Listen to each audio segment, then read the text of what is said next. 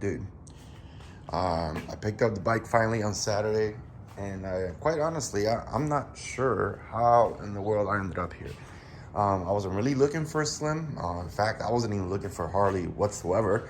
I test rode quite a few other Indian bikes, and I really like Indian style. I like how they perform. I like everything about Indian, especially the Scout and the Chief model.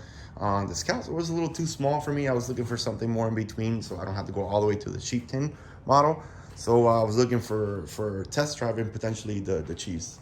Well, unfortunately, they don't really have any in San Antonio that I could test ride. The dealership was short on them. They had like two on the floor model, and then they will not let anybody test ride those anyways. So I was that sort of made me think maybe I need to expand my options because now that you think about it, Harley Davidson may have the fanboy um, you know, crowd, which I'm not really a fan of, but they have a huge network. So if I was to ride around and something happens and I get broken down, it would be much easier to find a Harley Davidson dealer that can, help me find the replacement parts than it would for an Indian. We have like 3 dealerships here in San Antonio, and for versus 1 for Indian, and just about any other motorcycle shops will be able to work on a Harley. So maybe I should just stick with a Harley for now. Slim, it's not one that I was looking at. Actually, I test rode the Lowrider S, and I loved the way it looked. But to me, it gave me a really weird seating position, and for me, ideally, I wanted something more comfortable. So I did the actual Harley on the website. The option that says "Help me find my bike," and I put in there. You put in your different riding styles, what type of riding you're gonna be doing, whether it be solo or two up. Do you prefer a more upright seating position versus relaxed? Do you even care about the floorboard option?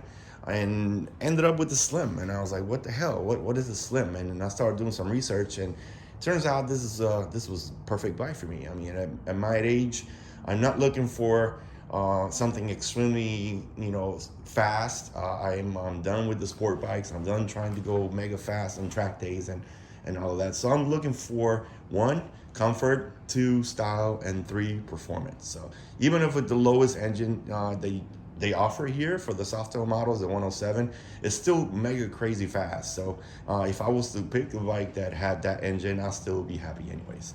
And this is what it has. The Slim only comes with 107 engine. So I just want to pause here and make an observation. Now that I had a chance to ride the Slim for a little bit more of an extended period, besides just a test ride, and that I also rode the Scout for extended period of time, I get to compare the experience between the two. So at first, I was thinking the Slim was a very similar experience, given that the Scout is a very powerful bike. Obviously, they're completely different engines. The Scout is liquid cooled versus air cooled, and so the Slim comparison will be more of a fair comparison if you were to line it up against the Indians Thunderstroke 111 engine, which some of the Chiefs have. And but I didn't get to ride that, so thanks, Indian. They only had two on the floor, and they wanted to keep those in tip-top shape for somebody that really wanted to buy. Understood, fine. So, but when I go back and look at all the fun that I had with the Scout, don't get me wrong, it's a very powerful and fun bike, especially when it comes to being nimble around the corners, and its power, but its power does not come until you reach the much higher RPM levels, so you have to really push it in order to feel that peak torque. Whereas with the Slim, the torque is almost right there, right when you reach maybe like the 3000 RPM line. So to me, that's more usable power that is consistent across me speeding up and going on higher speeds. Whereas in the Scout, it's like I said, you have to push it a little bit more. Maybe it's by design. Maybe it's useful for when you're riding around town, or maybe the newer rider as he gets used to the whole throttle control piece. But to me, for my experience, I think the Slim has a more consistent and usable torque that matches my riding style. So I just want to point that out real quick.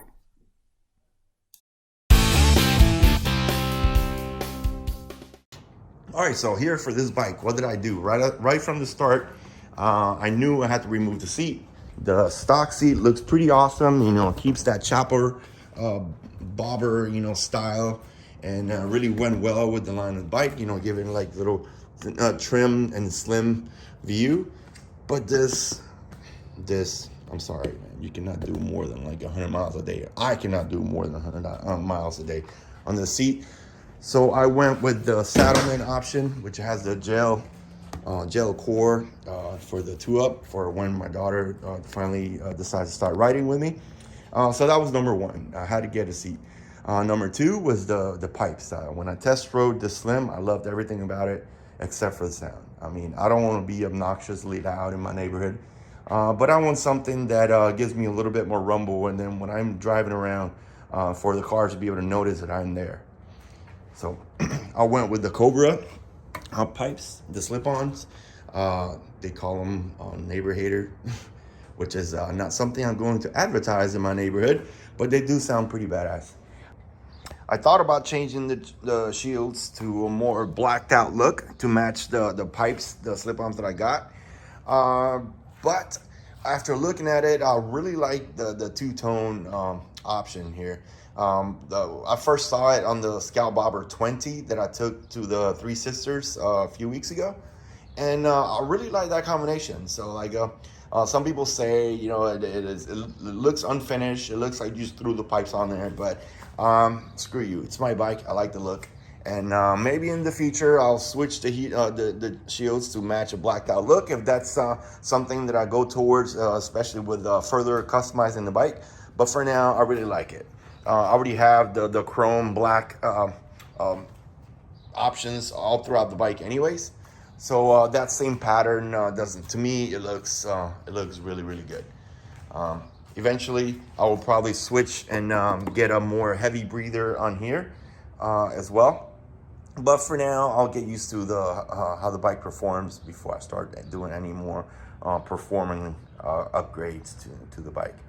I also switched the grips because I'm going to comfort style. These are the Streamliner grips that Harley offers, along with the edge cut levers. Also put the engine, what is it called? Mustache engine guard. And I thought it would look kind of weird at first, but it's actually pretty handy if I was to accidentally tip it. Lord forbid that doesn't happen. Then it will protect the engine against that, and plus it gives me a pretty awesome benefit of relaxing and stretching my legs out during the highway riding. So I put my legs on there. I also what is that? Oh, I added the sissy bar with the red stitching to match the seat, and I got the short option, so it's not super high, and that's all Tatiana would need. She won't be riding long distance with me anyways. This one also has the heel clicker, which I do like. It was kind of weird getting used to it at first, but it really comes in handy when it comes to shifting. And the foot pegs, they match the actual edge cut levers that I got. So it's the same style and grips. And this right here is super awesome.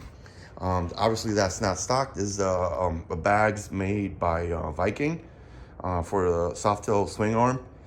They look really nice, and they're super easy to mount, and super easy to unmount as well, so if you don't want it. But that's about it. I probably am keeping this vertical. Actually, when I do get my plates, instead of going horizontal, I think it does take a lot of space, especially if you're in a constrained garage where you have multiple vehicles. It just sort of sticks out, so I'm just going to keep it vertical. But anyways, let me show you what it sounds like.